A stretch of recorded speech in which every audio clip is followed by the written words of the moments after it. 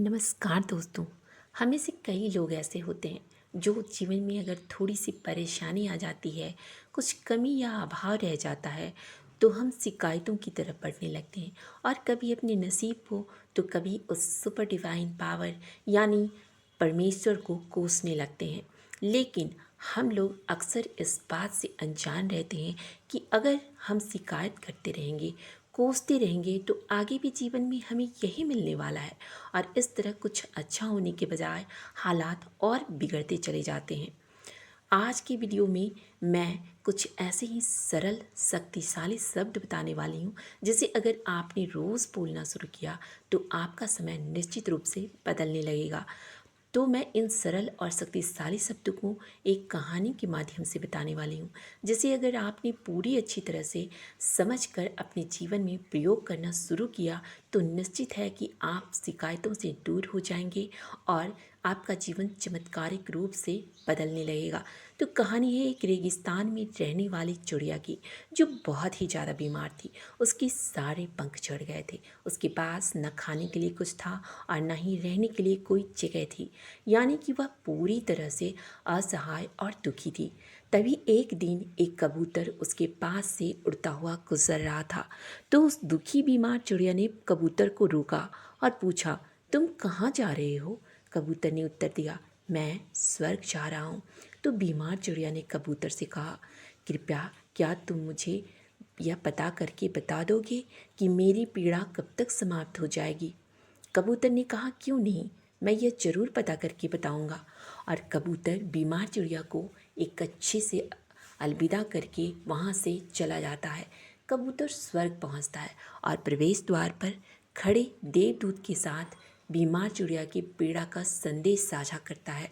उसके बाद देवदूत कहता है उस बीमार चिड़िया को अगले 7 वर्षों तक इसी तरह से दुख झेलते हुए उसको जीवन व्यतीत करना पड़ेगा। तब तक उस चिड़िया के लिए कोई खुशी, कोई सुख नहीं है। यह सुनकर कबूतर ने देवदूत से कहा, जब बीमार चिड़िया यह सुनेगी ना तो वह बहुत ही निराश और दुखी हो जाएगी। क्या आप इसके लिए कोई सरल सा उपाय बता सकते हैं? देवदूत ने उत्तर दिया, उसे इस सरल और साधारण वाक्य को हमेशा बोलने के लिए कहना, सब कुछ के लिए भगवान तेरा शुक्रिया है। तब कबूतर उस बीमार चिड़िया को देवदूत का संदेश देता है और लगभग 7 दिनों बाद कबूतर फिर से चिड़िया के पास से गुजर रहा होता है और कबूतर देखता है कि वह चिड़िया बहुत ही खुश थी।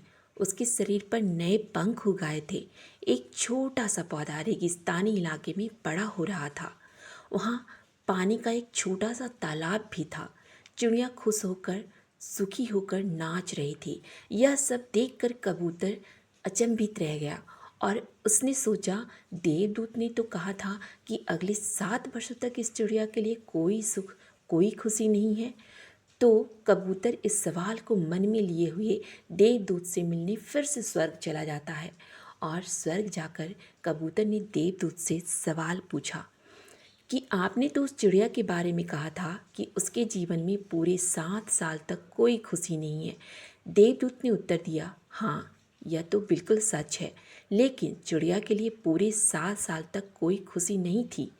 लेकिन मैंने यह भी तो कहा था कि उसे सब कुछ के लिए भगवान तेरा शुक्रिया है बोलने के लिए कहो, क्योंकि उस चिड़िया ने अपनी हर परिस्थिति में, चाहे वो जिस भी पीड़ा में थी, सब कुछ के लिए भगवान तेरा शुक्रिया है वह बोलती जा रही थी और भगवान का शुक्राना अदा कर रही थी। इसी कारण से उसका जीवन बदलता चला गया और वह पूरी तरह से स्वस्थ हो गई। चिड़िया ने भगवान का शुक्राना कुछ इस तरह से किया, जब चिड़िया गर्म रेत पर गिर गई थी तो उसने कहा था, सब कुछ के लिए भगवान तेरा शुक्रिया है। जब चिड़िया को प्यास लगी थी और आसपास कोई पानी नहीं था, तब भी उसने कहा था, सब कुछ के लिए भगवान तेरा शुक्रिया है। इस तरह जो भी स्थिति में वह चिड़िया रहती, दोहराती रहती, सब कुछ के लिए भगवान तेरा शुक्रिया है।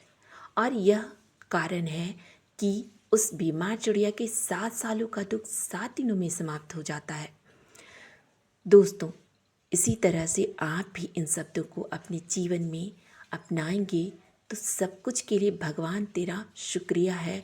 अगर आपके विचार को फिर शिफ्ट होने में मदद मिलेगी। ज़िंदगी में निराशा आपके चारों तरफ अगर फैली हुई है तो एक आशा की किरण आपकी निराशा को जरूर दूर करेगी।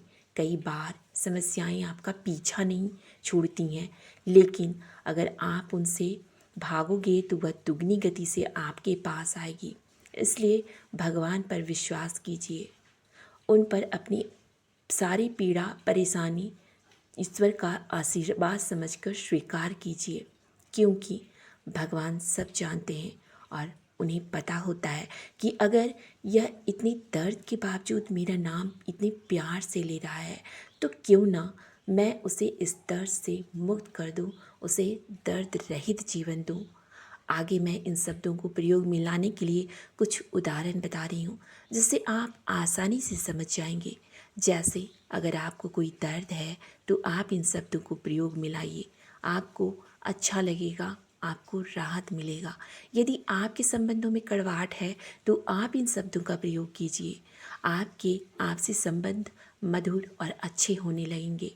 दोस्तों, सुनने में तो ये शब्द बहुत ही सरल और साधारण लगते हैं, लेकिन जीवन पर वास्तव में इसका प्रभाव बहुत ही गहरा होता है। अंत में यही कहना चाहूँगी, ईश्वर का शुक्राना, आभार, ग्रैटिट्यूड, धन्यवाद का फल बहुत ही शक्तिशाली होता है और यह हमारे जीवन को एक नया रूप, एक नया आकार दे सकता है। तो आगे मैं ऐसे ही ग्रैटिट्यूड की बहुत सी कहानियों के साथ साझा करने वाली हूँ। तब तक के लिए आप सभी को मेरा भी दिल से बहुत बहुत धन्यवाद।